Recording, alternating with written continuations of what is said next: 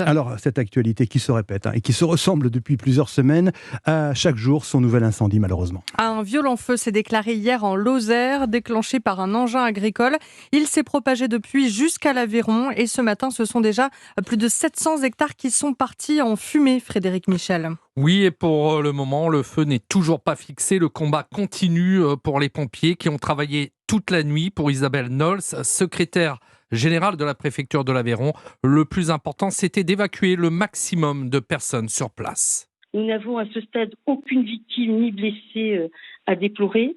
On a pris la décision donc d'évacuer les personnes. Donc ce sont 2000 personnes qui ont entre 1h du matin et 3h du matin ont dû être évacuées. Des propos recueillis par Lucas Courtin. Alors ce matin, des renforts sont arrivés du Gard.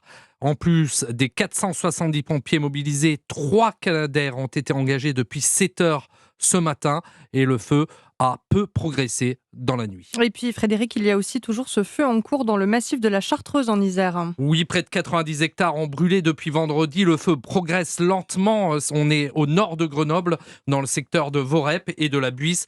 Plus de 300 pompiers sont mobilisés sur place et 140 personnes ont été évacuées. De la Gironde aux Alpes de Haute-Provence, c'est donc près de 50 000 hectares au total qui ont brûlé en France depuis le début de l'été. Merci Frédéric Michel.